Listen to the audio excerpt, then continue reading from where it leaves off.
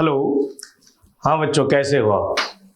आज आपने -2 दिया होगा और आपको कुछ ना कुछ ऐसा लगा होगा कि हाँ यार, हमारे में इस चैप्टर के लिए तो इम्प्रूवमेंट हुआ है।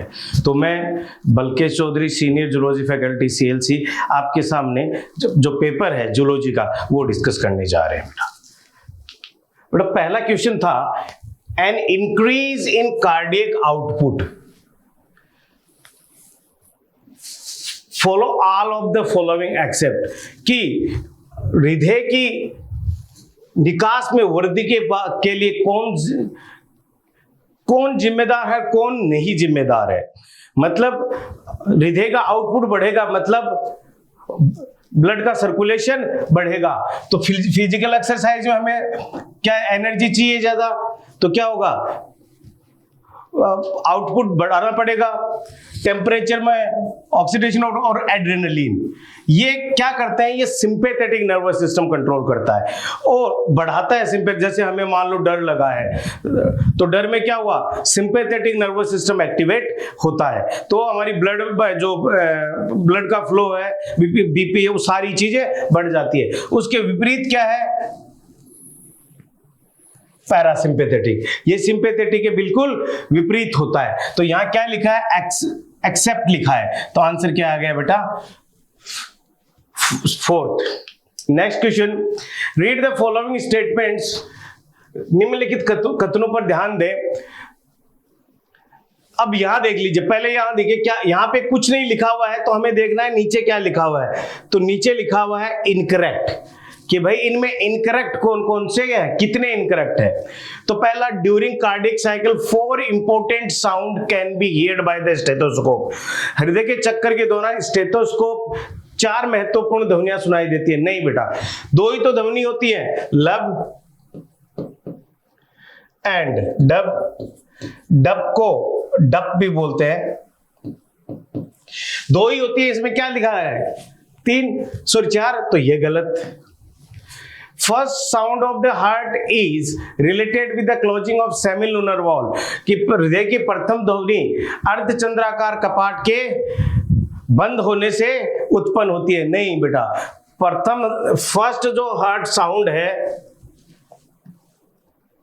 वो है लब, और ये किसके द्वारा होता है, bicuspid and tricuspid, bicuspid and tricuspid wall के बंद होने के। तो ये भी क्या है बेटा, गलत। Second sound of heart is related with the closing of bicuspid और ट्राइकस्पिड। नहीं, सेकेंड जो हार्ट साउंड होती है बेटा, वो किसके द्वारा होती है, सेमिलुनर वॉल के, किसके द्वारा, semilunar.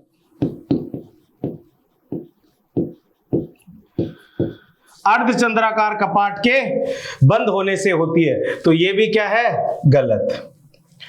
Both first second sound are very important for the clinical diagnosis. बिल्कुल सही बात है बेटा, साउंड आपके क्लिनिकल डायग्नोसिस के अंदर आपको जो आपने देखा होगा कि एक डॉक्टर स्टेथोस्कोप लगा के हार्ट बीपी सब कुछ चेक करता है कि आवाज कितनी है, या आवाज मरमर की आवाज तो नहीं आ रही है, तो वो क्या इंपॉर्टेंट। तो इसमें गलत कितने हैं, 1 2 3, तो आंसर क्या हो गया बेटा, 3। क्लियर है बात? चलिए नेक्स्ट।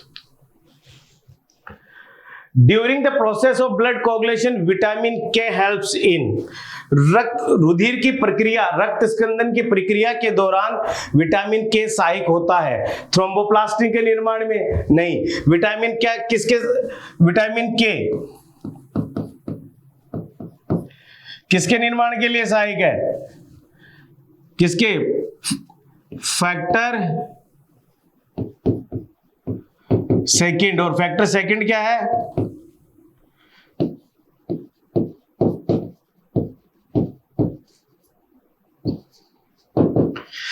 फैक्टर सेकंड क्या, प्रोथ्रोम्बिन। तो किसके, formation of prothrombin, factor second के निर्माण में क्या होता है भाई बेटा, ये हेल्प करता है। नेक्स्ट क्वेश्चन है, सेलेक्ट एन इनकरेक्ट स्टेटमेंट, गलत कथन का चयन कीजिए। रेस्पिरेशन में बी इन प्रेजेंस ऑफ और एब्सेंस ऑफ ऑक्सीजन। बिल्कुल सही बात है कि एरोबिक और एनारोबिक रेस्पिरेशन होता है, तो जिसमें एरोबिक होता है उसमें ऑक्सीजन की जरूरत होती है और जिसमें नहीं होता उसमें ऑक्सीजन की जरूरत नहीं होती है, तो पहला सही है। दूसरा, एनारोबिक रेस्पिरेशन में अकर विथ और विदाउट रिलीज ऑफ CO2। हाँ बिल्कुल, कहां पर जैसे अल्कोहल का निर्माण होता है वह CO2 रिलीज होती है, तो वो भी सही है। आई समझ में? जैसे लैक्टिक एसिड का निर्माण होता है वहां पर क्या होगा, वो CO2 नहीं निकलेगी, तो ये भी करेक्ट है।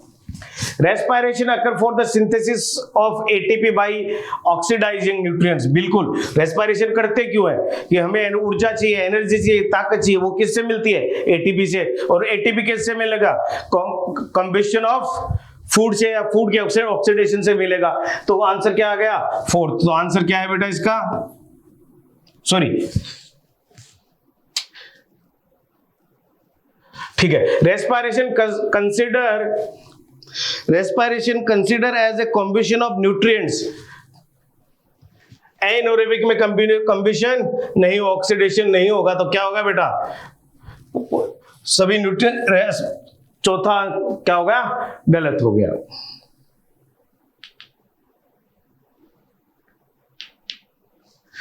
Cartilages ring of hyaline cartilage are not present in. हमें पता है ट्रेकिया से लेके primary bronchi, secondary bronchi, tertiary bronchi और इनिशियल ब्रोंकाई तक। तो कहां तक होगा बेटा? इनिशियल ब्रोंकाई तक। ये जब आप डायग्राम बनाया होगा इनिशियल ब्रोंकाई तक, तो क्या हो जाएगा? ये प्रेजेंट होगा। और इनिशियल के बाद टर्मिनल है, तो टर्मिनल में प्रेजेंट नहीं होगा। टर्मिनल ब्रोंकाई में ये प्रेजेंट नहीं होगा, इनिशियल तक ही प्रेजेंट होता है। नेक्स्ट क्वेश्चन है, select the mismatched pair of the pulmonary volume capacities and their approximate value। फुफ्फुसे आयतनों एवं उनके मान से संबंधित असुमेलित जोड़े का चयन कीजिए। ठीक है जी। FRC फंक्शनल रेड्यूजुअल वॉल्यूम, क्या क्या होता है इसमें? RV प्लस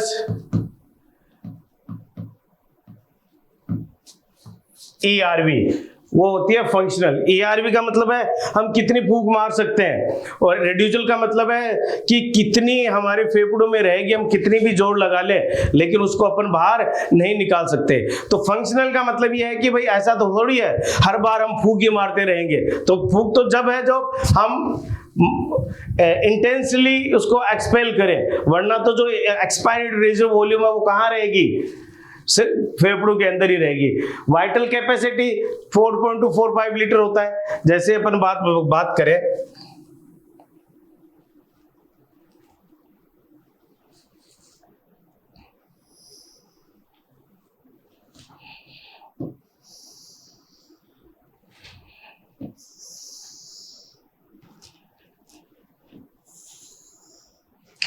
मान लीजिए आप सांस ले रहे हो और सांस छोड़ रहे हो, तो ये नॉर्मल कंडीशन में क्या है? ये टाइडल वॉल्यूम। नॉर्मल कंडीशन में क्या है? Tidal volume.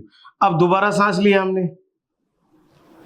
अब सांस लेने के बाद में और भी तो सांस ले सकते हैं।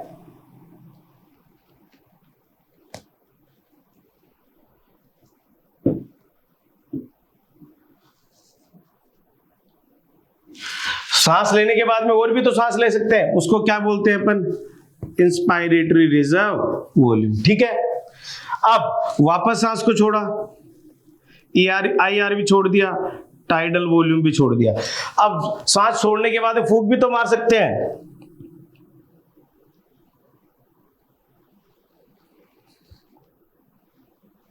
तो जो फूंक मारा इसको क्या बोला? ERV। और ये जो वॉल्यूम है जो कभी भी फेफड़ों से बाहर नहीं जाएगा, इसको क्या बोला हमने? RV। और इन दोनों को मिला के क्या बोला हमने? Functional residual volume. इन दोनों को मिलाकर क्या बोला हमने? Inspiratory capacity. इनको मिलाकर क्या बोला हमने?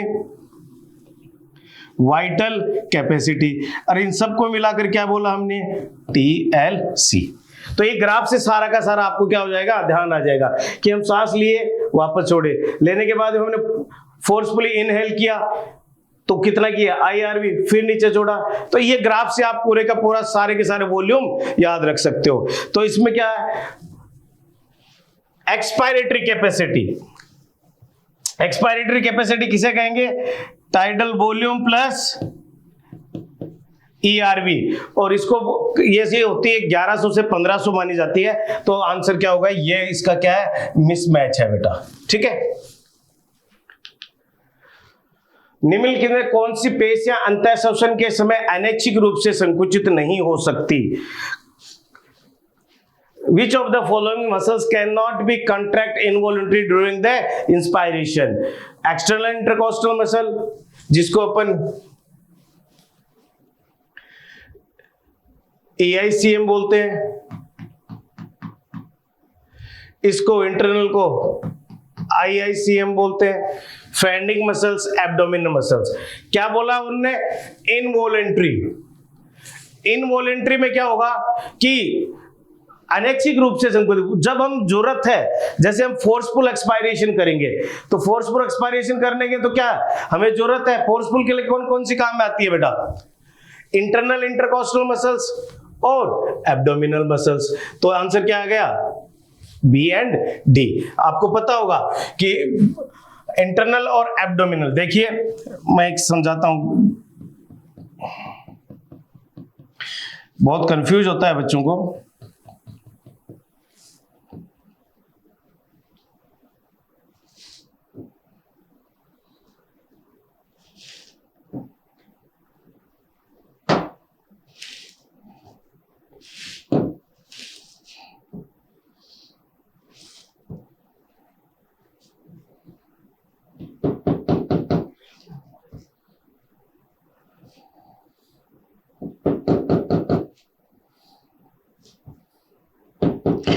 ग्राफ के माध्यम से समझाना चाह रहा हूं। ये हमारा रिब केज है, ये स्टर्नम है, ये रिब्स है।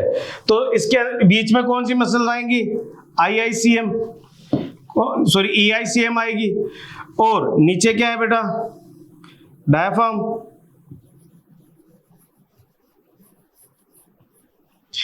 अब देखो फेनिक मसल्स ये है यहां पर,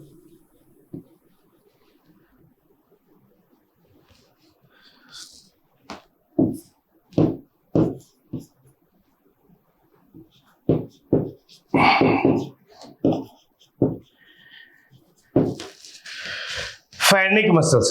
अब देखिए जब हम सांस लेते हैं, सांस लो, तो हमारा जो रिब केज है वो अपवर्ड और आउटवर्ड, अपवर्ड और आउटवर्ड मूवमेंट होता है। तो मान लीजिए ये मूवमेंट आया यहां पर इसका,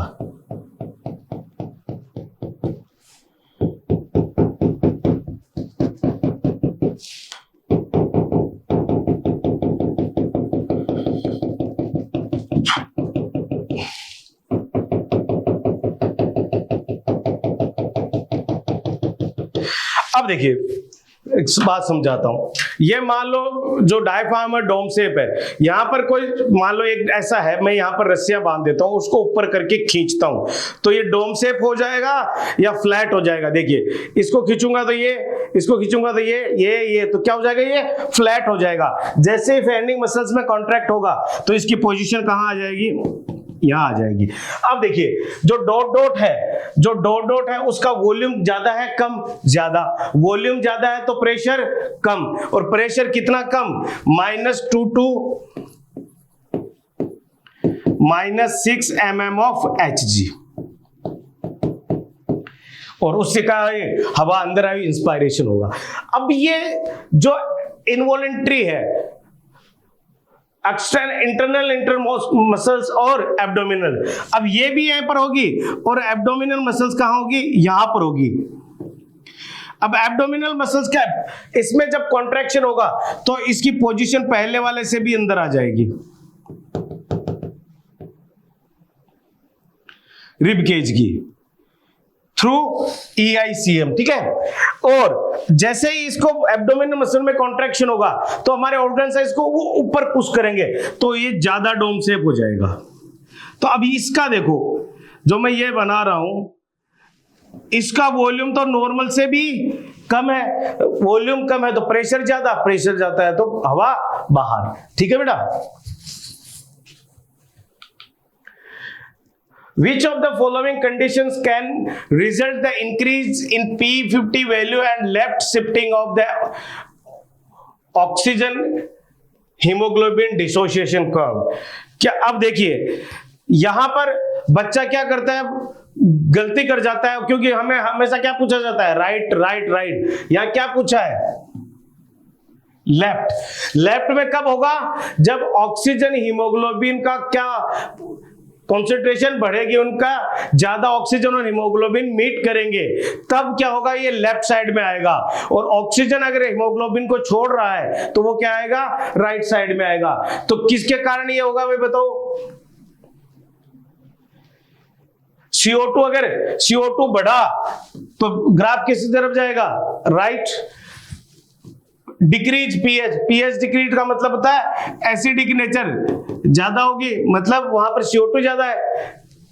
BMR, जब बेसिक मेटाबॉलिक रेट ज्यादा होगी तो कंप्यूशन ऑफ फूड ज्यादा होगा, उससे क्या होगा, ये ग्राफ को किस साइड शिफ्ट करेगा, राइट।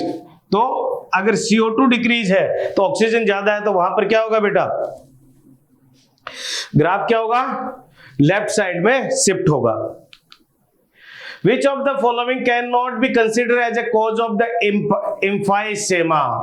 Emphysema में क्या होगा, हैवी स्मोकिंग के कारण होता है, ठीक है। Cooking of the food by the female continuously burning the wood, इसको बोलते हैं passive smoking.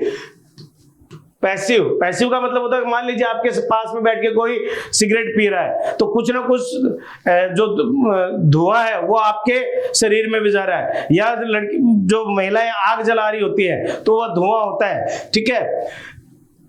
Deficiency of alpha 1 एट्रिप्सिन, आपने बायोटेक्नोलॉजी में पढ़ा होगा कि ये गाय है, उसके दूध में अल्फा 1 ट्रिप्सिन को डेवलप किया गया है ताकि वो किसका ट्रीटमेंट कर सके, एम्फाइसेमा का ट्रीटमेंट कर सके। तो अगर ये ज्यादा होगा तो एम्फाइसेमा होगा ही नहीं, लेकिन ये कम है तो ये भी क्या होगा, कोज है। लेक ऑफ एक्सरसाइज, इसका एम्फाइसेमा से कोई लेना देना नहीं है, तो आंसर क्या है बेटा इसका, third.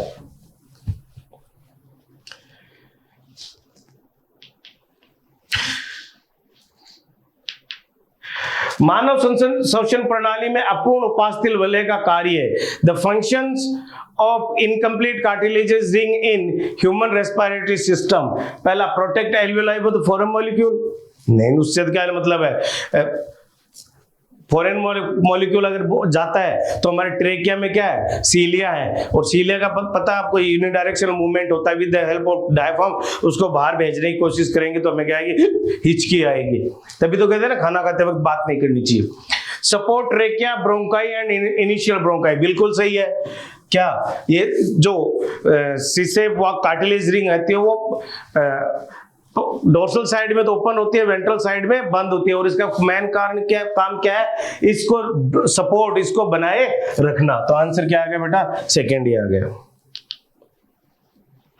Alveoli in human lungs, alveoli in human lungs are, मानव फेफड़े में वायु कुपिकाएं, thick wall terminal end of bronchioles नहीं,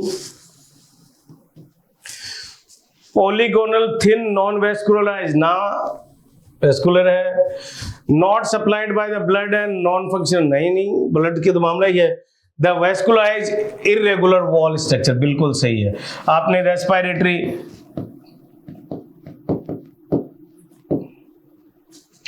मेम्ब्रेन पढ़ी होगी, वहां पढ़ा होगा कैपिलरी, सॉरी कैपिलरी, या इसको ये alveolar epithelium plus basement membrane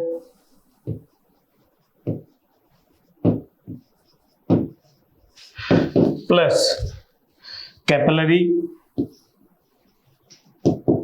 endothelium, ठीक है। इसको रेस पर किसी बुक में इंटरस्टिशियल स्पेस भी लिखा हुआ होता है तो उसका कोई बड़ी बात नहीं है, लेकिन रेस्पिरेटरी, एल्वियोलर एपिथेलियम, बेसमेंट और endothelium The outer pleural membrane is in close contact with, where is the inner pleural membrane in the contact with the B? बाहरी फुफ्फुसीय झिल्ली A के निकट संपर्क में होती है, जबकि आंतरिक फुफ्फुसीय झिल्ली B के संपर्क में होती है। तो जो A है वो किसके होती है? थोरेसिक के, और B लंग सरफेस के। तो आंसर क्या आ गया बेटा? थर्ड आ गया सीधा सीधा इसमें। तो Which of the following help in generation of pressure gradient of contraction? निम्न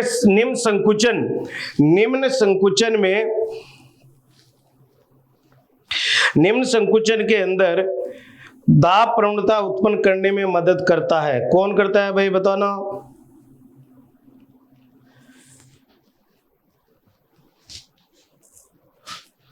डायाफ्राम करता है, लंग्स छोड़ो इसको, इंटरनल इंटरकॉस्टल मसल्स करता है, एक्सटर्नल इंटरकॉस्टल मसल्स करता है। तो थर्ड, फोर्थ और फिफ्थ। आंसर क्या है बेटा? थर्ड, फोर्थ और फिफ्थ की वॉल्यूम को कम और ज्यादा। Which of the following combined from the inspiratory capacity? Inspiratory capacity में हमने बताया था कि IC is equal to क्या? Tidal volume plus inspiratory. बहुत इंपॉर्टेंट है बेटा, इस बार क्वेश्चन आएगा इससे। इंस्पायरेटरी रिजर्व वॉल्यूम, तो क्या आएगा? थर्ड आ गया सीधा का सीधा। उसे एक ग्राफ से पूरा का पूरा ये हो जाएगा बेटा। Next question, partial pressure of oxygen is in atmospheric air as compared to that the in alveolar air, and the partial pressure of CO2 in atmosphere are the compared to the alveolar air।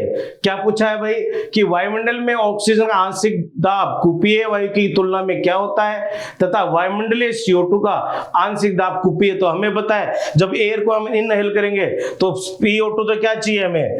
Higher चाहिए, और CO2 वहां क्या होगी? कम होगी। तो answer क्या आएगा? First आ गया सीधा सही। नेक्स्ट क्वेश्चन, रक्त और CO2 को 3 रूपों में ले जाया जाता है। इन रूपों में CO2 का सही प्रतिशत क्या है? बिल्कुल, तो प्लाज्मा में घुलकर 7%, एज बाइकार्बोनेट, नहीं तो ये गड़बड़ हो गया, 7%, बाइकार्बोनेट 70, 20, ये तो पढ़ा होगा। बाइकार्बोनेट में आपने क्लोराइड शिफ्ट पढ़ा होगा,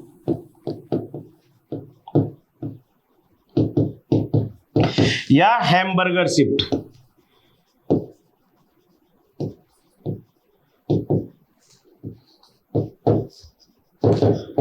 क्लोराइड शिफ्ट या हैमबर्गर शिफ्ट। तो मैक्सिमम किससे होता है? As a bicarbonate. बहुत बार क्वेश्चन पूछा गया, इसमें तो तीनों का परसेंटेज पूछ लिया, वरना सीधा ये पूछाता है कि मैक्सिमम ट्रांसपोर्टेशन CO2 का किससे होता है, तो किससे होता है? एज ए बाइकार्बोनेट आयन के द्वारा होता है। क्लियर है बात? तो आंसर क्या आया? फर्स्ट।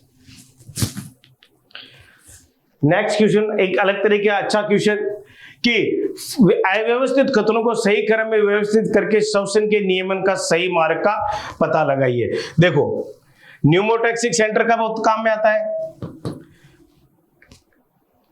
जब क्या करते हैं?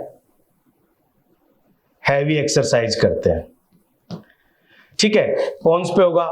कीमोसेंसिटिव एरिया, रेस्पिरेटरी सेंटर इन मेडुला, इसमें 2 होते हैं, एक इंस्पायरेटरी और एक एक्सपायरेटरी।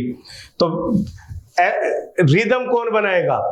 तो peripheral chemo receptor, aortic arch and carotid body, PCO2 and PO2 को ये देखेंगे, और ज्यादा किसको चेक करेंगे? PCO2 को। जैसे PCO2 ज्यादा बढ़ी, किसको बोलेंगे?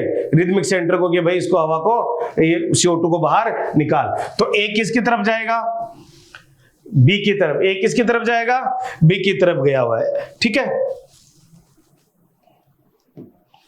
फिर chemosensitive area in medulla, same चीज, सी किसकी तरफ जाएगा, बी की तरफ। और न्यूमोटैक्सिक सेंटर पॉन्स, आपने पेंटिंग देखी होगी, कुत्ता का जब लार जीभ बाहर लटका के करता है ना, जल्दी जल्दी सांस लेता है, तो क्या होगा, सारा का सारा सेंटर क्या आ गया, B.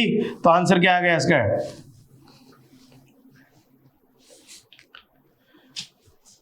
receptor in aortic arch and carotid arch recognize the change in the concentration of, जो रिसेप्टर है वो किसके कंसंट्रेशन को चेक करेंगे बेटा, किसको करेंगे, O2 को भी, लेकिन मेन चीज क्या है, CO2 और H+ आयन, क्योंकि O2 के लिए बहुत ही कम क्या होता है, वो सेंसिटिव होता है, जबकि CO2 और H+ आयन के लिए बहुत ज्यादा सेंसिटिव होता है। कंसीडर द फॉलोइंग 5 स्टेटमेंट, ठीक है जी। अब ये क्या हो गया, इसको ऊपर नीचे छोटा है, अच्छा ये ट्रू फॉल्स, अच्छा 1 2 4 ऐसे दे दिया ना, ठीक है। चलिए, तो ट्रू पूछा है, फॉल्स पूछा है, तो देखिए, asthma in allergic disorder associated with the inflammation of bronchi and bronchioles thus producing expiratory wheeze, सही बात है भाई। तो एक क्या है, ट्रू, टी लगा दो।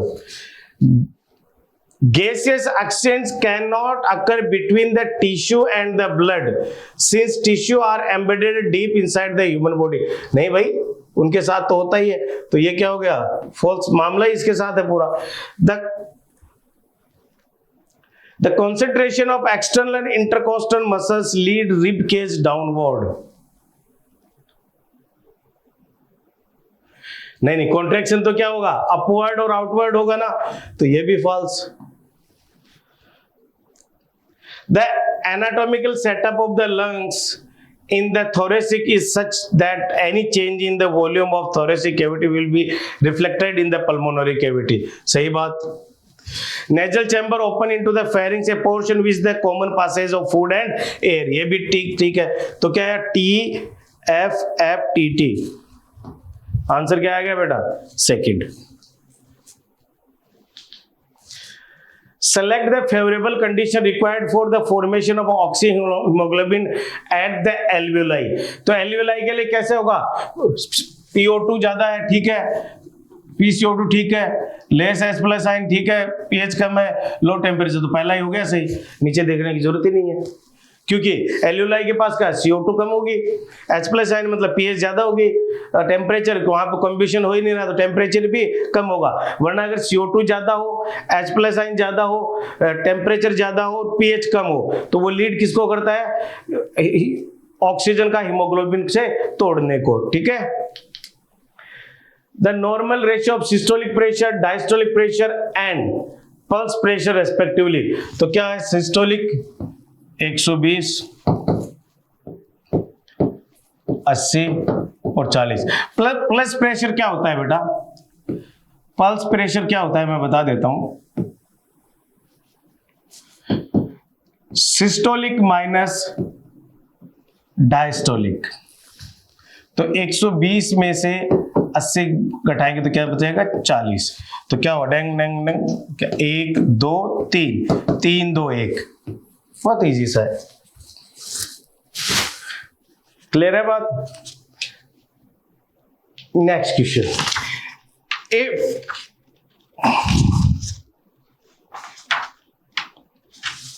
if due to some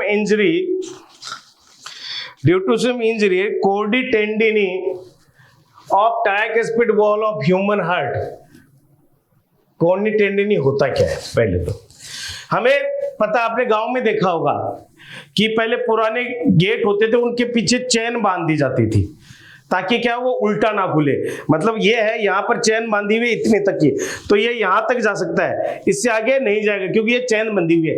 वैसे क्या होगा, जो बाइकस्पिड और ट्राइकस्पिड है, यहाँ पर पेपिलरी मसल से एक चेन सी बांधी हुई है जिसको बोलते हैं कोर्डी टेंडिनी। मतलब ये क्या करता है, बाइकस्पिड और ट्राइकस्पिड को उल्टा खुलने में उल्टा खुलने नहीं देता, वरना तो क्या प्रेशर लगाएंगे तो उल्टा खुल सकता है, हाँ या ना। तो एक कोडी टेंडन क्या है, उसको उल्टा खुलने में क्या करेंगे, खुलने नहीं देंगे, बचाएंगे इसको। तो क्या करेगा वो, तो वो अगर ट्राइकस्पिड की बात कर रहे हैं तो ट्राइकस्पिड किस में होता है, राइट पार्ट में। और राइट पार्ट का अगर वेंट्रिकल नीले संकुचन कर रहा है तो वो ब्लड कहाँ भेज रहा है, पल्मोनरी आर्टरी में या फुफ्फुसीय धमनी में। तो अगर वो ट्राइकस्पिड कोडी टेंडन फेल हो गया तो वापस किस में चला जाएगा, राइट एट्रियम में चला जाएगा। तो ब्लड का फ्लो जो पल्मोनरी आर्टरी है वो क्या हो जाएगा, रिड्यूस हो जाएगा। सिंपल सी कहानी है।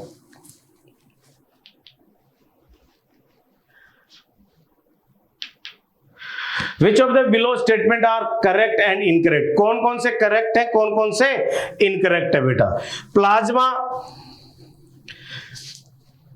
Plasma consist of 50% of human blood, गलत। Albumin as a plasma protein that help in blood clotting, ना, ये ऑस्मो रेगुलेशन में काम आती है। Factor of the blood clotting are present in the blood plasma in inactive form, सही बात है। At the time of injury वो एक्टिवेट होते हैं। Plasma without clotting factor is known as serum, भाई भी बात सही है। Plasma contain mineral like sodium, calcium, magnesium, bicarbonate, chlorine, बिल्कुल सही है। तो क्या 1 और 2 गलत है और बाकी सही है, हाँ। सेकंड,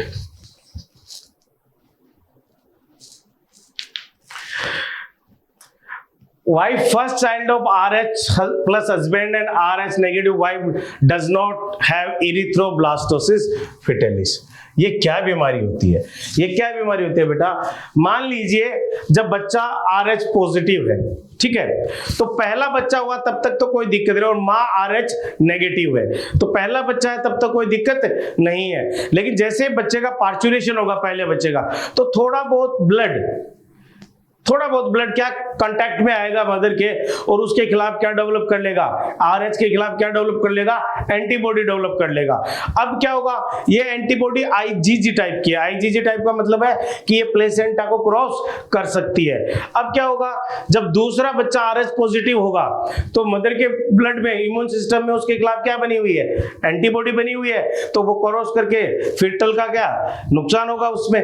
तो कह रहा है कि फर्स्ट चाइल्ड में क्यों नहीं है, तो फर्स्ट साइड में तो भाई साहब पता ही नहीं है उसको कि RH पॉजिटिव होता क्या है, तो उसके खिलाफ एंटीबॉडी ही नहीं है। Answer 4। Choose the correct matching option for the diagram. क्या होगा, क्या क्या हो रहा है इसमें, P क्या है, QRS क्या है और T क्या है भाई। तो P क्या है, डीपोलराइजेशन ऑफ एट्रिया, ठीक है, हाँ एक में सही हो गया। तो QRS depolarisation of ventricles, T repolarisation of ventricles. तो आंसर क्या आया, सेकंड। आलिंद का विध्रुवण, नीले का विध्रुवण, नीले का पुनः ध्रुवण।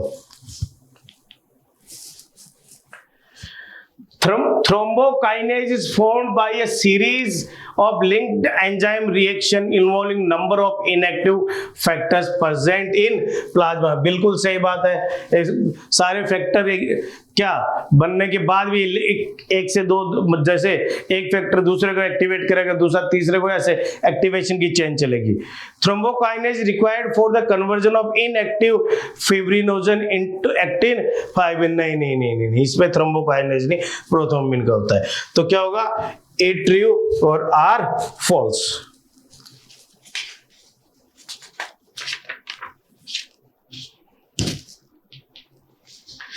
ठीक है जी।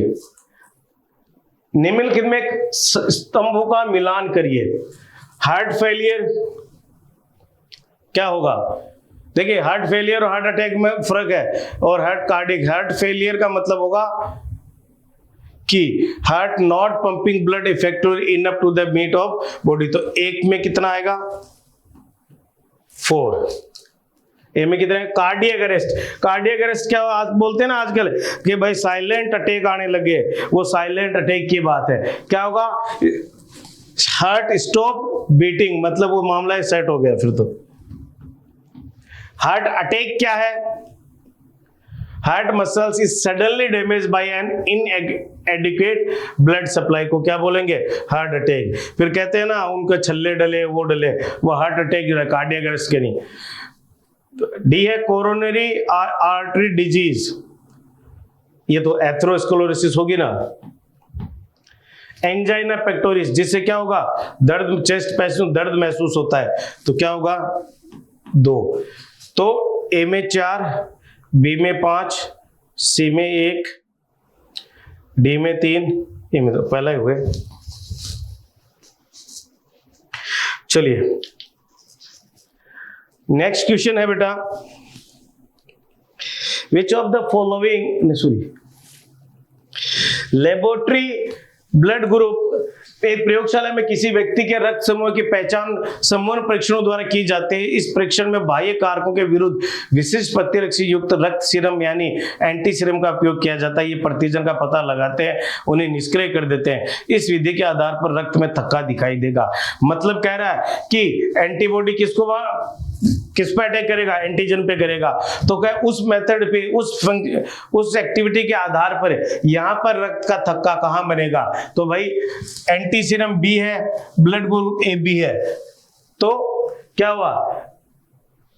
नहीं बनेगा। एंटी सीरम ए बी है, ब्लड ग्रुप ओ है, तो एंटी सीरम ए और ब्लड ग्रुप ए, तो एंटी सीरम ए एंटीबॉडी ए है, वो किसको मारेगा? एंटीजन ए को। तो भाई साहब ये क्या हो गया? सीधा सीधा थक्का बन गया कि नहीं बन गया?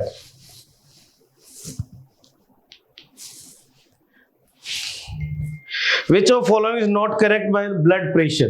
ब्लड प्रेशर के रक्तचाप के लिए सही नहीं है। क्या सही नहीं है? It is not affected by the atherosclerosis.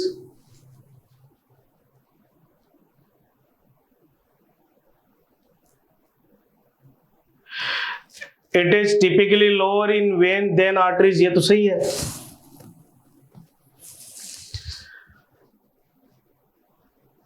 Diastolic pressure is higher than systolic, नहीं, सिस्टोलिक ज्यादा होता है, ये गलत है। इसे सामान्यतः प्रेशर तंत्र की शिरादाब के रूप में संदर्भित किया जाता है। Usually refer of the venous pressure of the systemic circulation, नहीं, ये भी गलत है। इसमें सही क्या है? 1 है, तो नहीं सॉरी 2 सही है और बाकी गलत है। 4।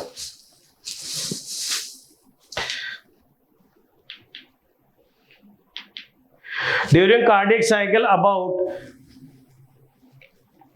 X% of ventricle filling occur prior to the atrial contraction and Y% ventricle filling occurs due to the atrial contraction.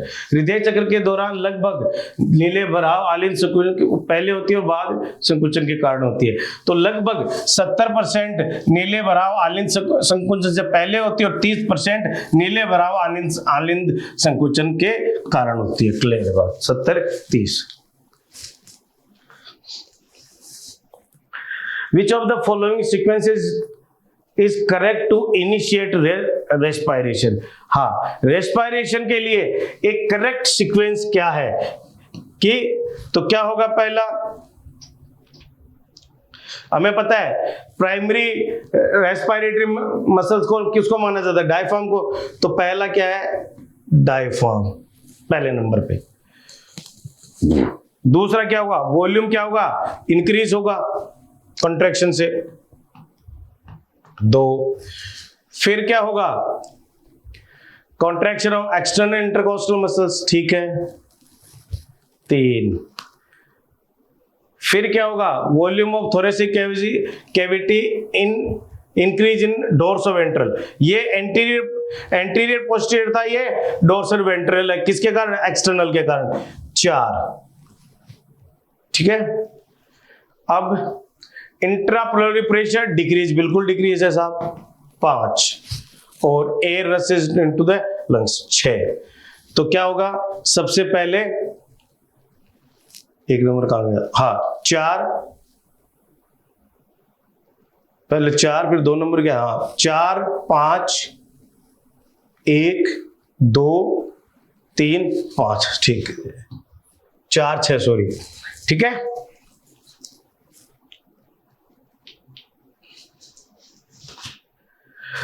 Oxy haemoglobin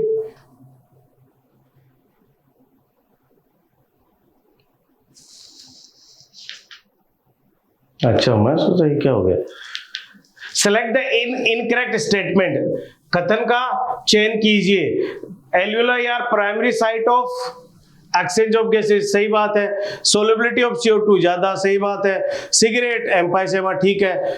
thickness of respiratory membrane is more than, नहीं तो बहुत कम होती है बेटा, यही गलत हो गया, चौथा ही गलत हो गया, ठीक है।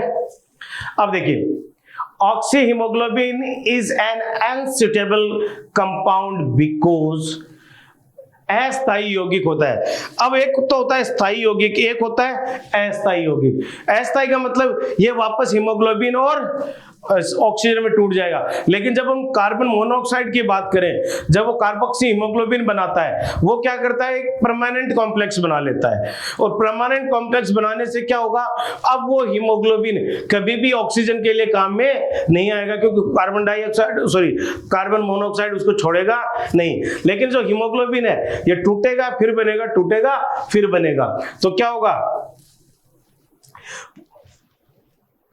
अनस्टेबल है। क्यों है कि formation of oxyhaemoglobin and its break down and reversible process, कि यहां से जाएगा टिश्यू पे पास जाकर क्या होगा, ऑक्सीजन को छोड़ देगा, वापस आएगा, वापस ऑक्सीजन लेके जाएगा, ये काम चलता रहता है।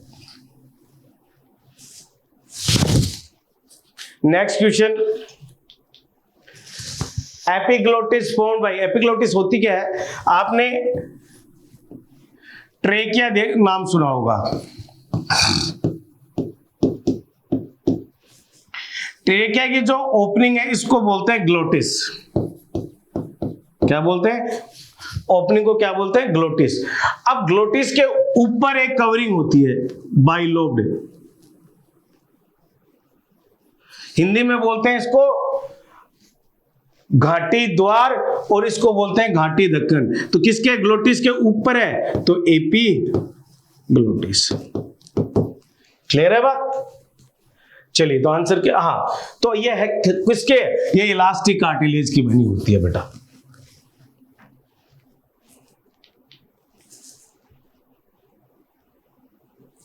Mammals are said to be have a double circulation system. This means दोहरा परिसंचरण का मतलब क्या है कि हार्ट के अंदर क्या होगा, दो बार किसी ऑर्गन से पहुंचने से पहले, वापस ऑर्गन में आने, ऑर्गन से निकलने तथा वापस ऑर्गन में पहुंचने से पहले जो ब्लड है वो हार्ट में दो बार आता है। There are two systems, one from the heart to the lung और back to the heart to the body part. सही बात है। एक लंग्स में साथ किस पे जाएगा, ऑक्सीजनेशन के लिए जाएगा, वापस आएगा बॉडी पार्ट्स में जाएगा, वहां से डीऑक्सीडेट लेके आएगा, तो दो साइकिल बोलते हैं ना, pulmonary circulation and systemic circulation.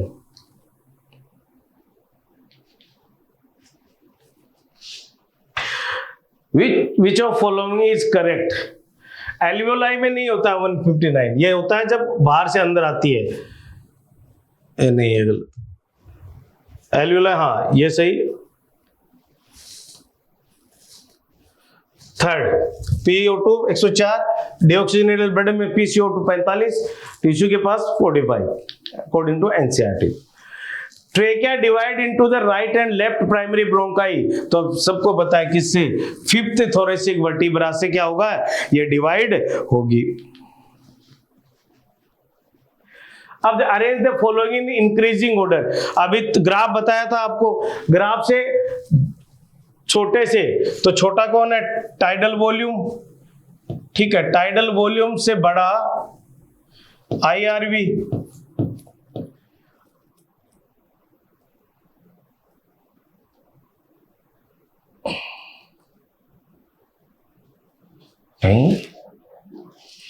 B ERV,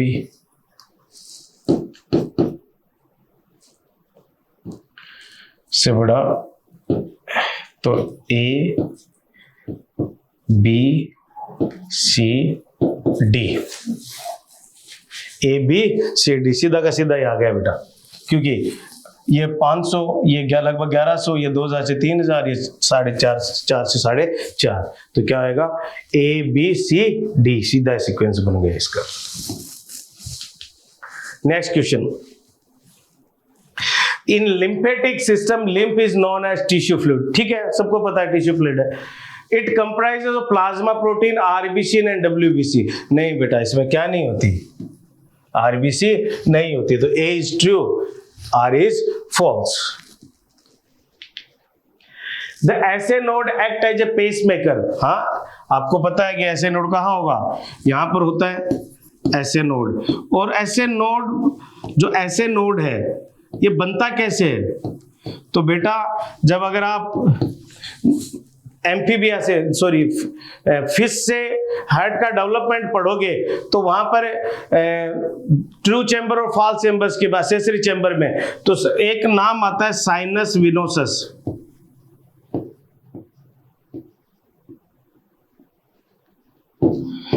ये साइनस विनोसस का रिमेंस है ऐसे नोड, तो पेसमेकर की तरह काम करता है, सबको पता है भाई, ठीक है। ऐसे node is located in the wall of the right atrium near the inter atrial septum. ना ना ना ना, सेप्टम का मतलब है जो 2 भागों में बांटता है, तो इधर थोड़ी होता है दोनों के बीच में, ये तो इधर होता है, तो क्या होगा एट्रियो आर फॉल्स। लगभग 70% CO2 का स्थानांतर कार्बोमिनो हेमोग्लोबिन के रूप में होता है, नहीं भाई बाइकार्बोनेट के रूप में होता है। 97% का स्थानांतरण ऑक्सीजन का इसमें सही है, तो क्या A गलत है, R सही है।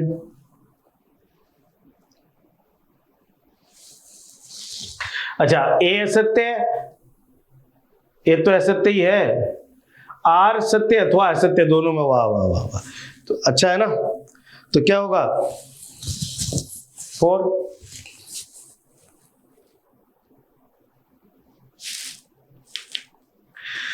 Cardiac output is, cardiac output है क्या कि एक बार पंप करने में कितना वॉल्यूम पंप करता है हार्ट, उसको क्या बोलते हैं cardiac output.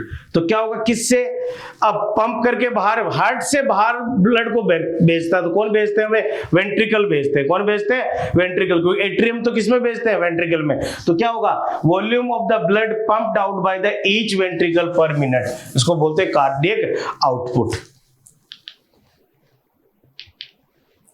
How many double circulation are normally completed, हमें पता है कि 0.8 सेकेंड लगती है किसमें, एक कार्डियक साइकिल में, ठीक है।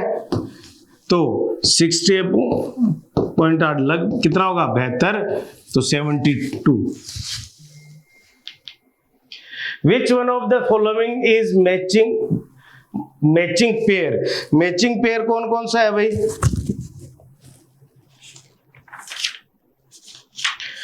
लब साउंड किसके द्वारा होता है, लब आता है बाइकस्पिड और ट्राइकस्पिड के बंद होने से। अच्छा इसमें हाँ बिगिनिंग ऑफ वेंट्रिकल सिस्टोल, सही बात है। साफ क्लोजर और एवी वॉल्स, एवी वॉल ठीक है, लब अच्छा पहला सही हो गया फिर तो ठीक है। T wave of ECG represent किसका, क्या बताता है टी वेव, टी वेव बताता है कि नीले का उत्तेजन से सामान्य अवस्था में आने की स्थिति, returning of the ventricle from the excited to the normal state. ठीक है बेटा, ये बहुत कोई बड़ा इजी सा पेपर था आपके लिए, होप आपने बहुत अच्छा किया होगा। थैंक यू, जय हिंद, जय CLC।